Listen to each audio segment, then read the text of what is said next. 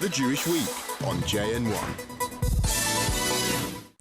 In 1933, when the Nazis came to power, more than 500,000 Jews lived in Germany. When World War II ended, only a small Jewish community had survived, and only very gradually did Jews begin to regard Germany as their home again. This is the story of two women who, after escaping with their parents the horrors of the Nazi terror, returned to Germany determined to rebuild their Jewish life in their own terms. Because I'm Jewish, I couldn't stay here anymore.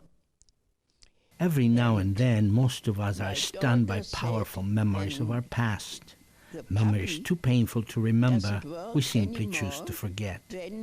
98-year-old Lottie Brookville says she does remember that while a refugee in Chile, she married another German Jew refugee, and together they returned to Germany in 1958. Then she goes back to the privacy of her mind.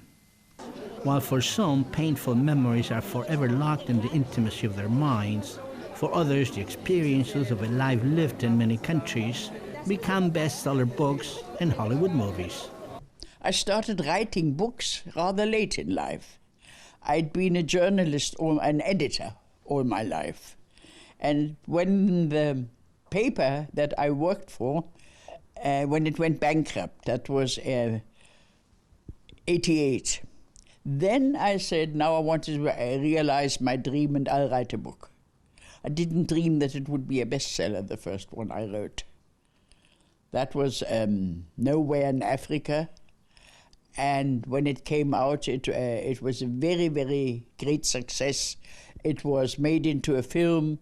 The film won the Oscar for the best foreign film.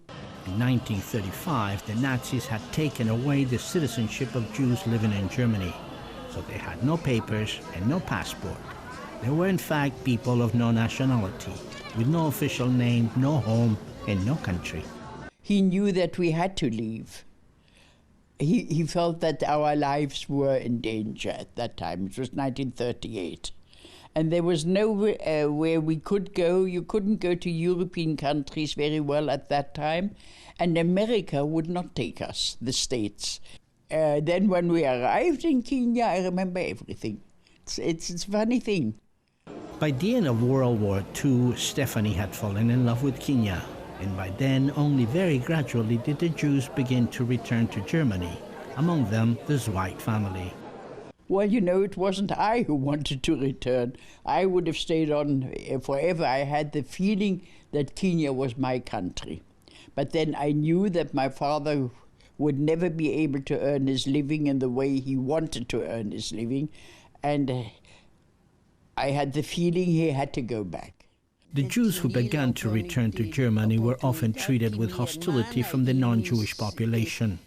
Many of them feared that the Jews would demand that their property and belongings be returned. Do you think it's possible for Jewish people now to assimilate in Germany?